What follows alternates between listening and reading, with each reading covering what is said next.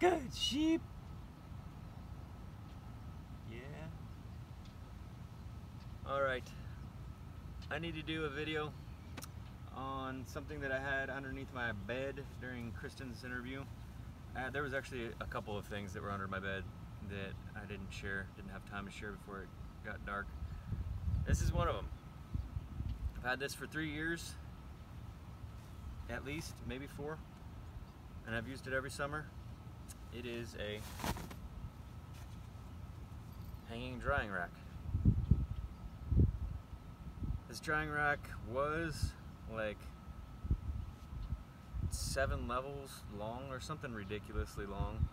Something really long to where it was very difficult to find something that was like a branch that was low enough for me to reach and tie it up to, but high enough so that the bottom wasn't dragging on the stuff that's on the ground or on branches that were falling on the ground, and it also caught a lot more wind and was blowing around when it had all those levels, and I just didn't need that many levels, and I also needed it to be able to be hung up inside my wagon for transport. So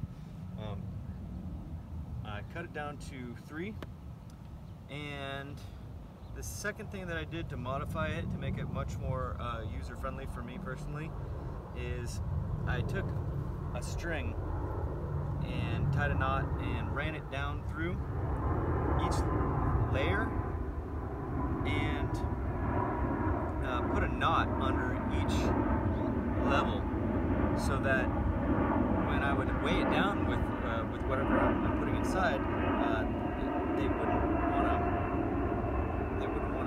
bunch up in the center because of the weight. Yeah, everything was just going towards the center that I would put in these, and so I put in those knots, and now everything actually has the tendency to stay right around in a circle, because that's the once you put weight in it is where it goes down. And yeah, so this is a lot sturdier too. Having a lot of the weight resting on those knots that's on like a 1,000-pound test paracord is a lot, and then that paracord is resting on this strapping, which is obviously going to be a lot stronger than these single seams that are around the side. But honestly, I'm surprised that the seams on the parameter haven't started ripping or anything in the 4 years that I've been using it, 3 years at least, that I've been using it and toting it around, folding it up hundreds and hundreds of times. Yeah, the netting hasn't even been compromised. Yeah, I'm really surprised in this product, honestly, that they're really worth their value. I think it was like $25 or $29 for it as a long unit. You can get these smaller ones like with just 3 or so units levels, and I'm sure that they're like probably $12 or $20. So yeah, I really like these. Oh, the other reason that I tied the string going down through is not only to make the level supportive, but also so that I had a string that I can tie another string to and then stake it down to the ground for when it's really windy, so that it's not getting blown into other branches and able to rip the netting.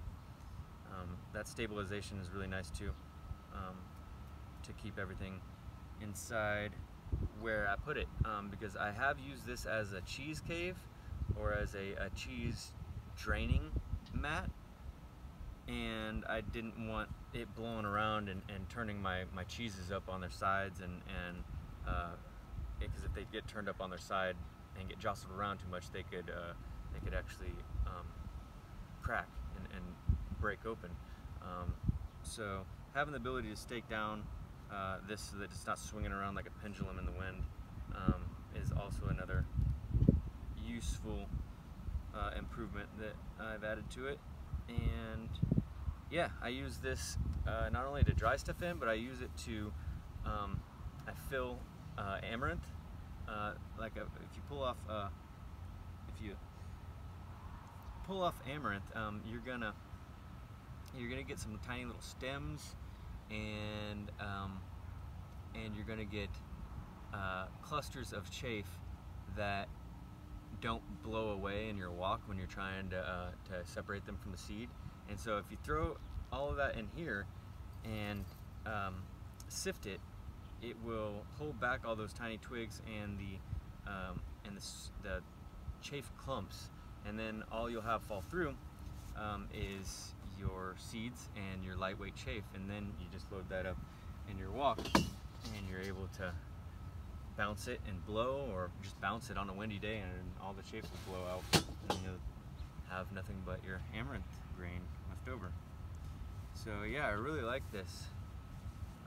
Another thing that I use it for that's pretty atypical but absolutely needed is making potato chips.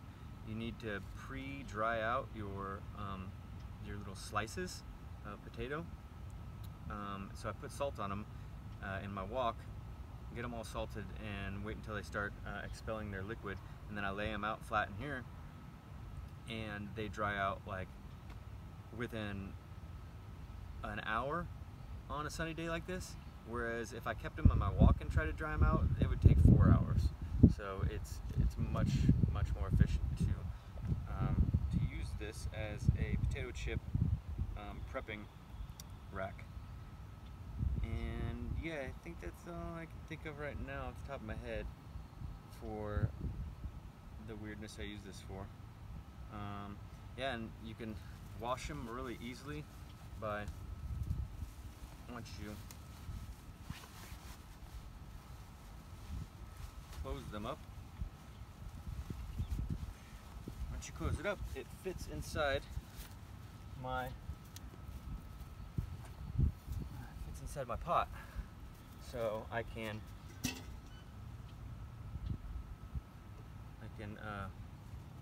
boil water, put some soap in there, or you don't even need soap in it. I mean, just use boiled water, as long as it's not currently boiling to where you're gonna burn this on the bottom of your pot. If you boil it and then take it off the stove, then you can submerge it and wash it. I love it. It's so awesome. And it takes up absolutely no space. It's so small and compact that I didn't even remember that I had it under my bed, because I hadn't started needing to dry fruit yet for the season when Kirsten was documenting this wagon. So yeah, it's something I've been wanting to, another one of the things that I've been wanting to share, I'm just now getting around the time to, in focus, to document and share with y'all. I hope it's helpful.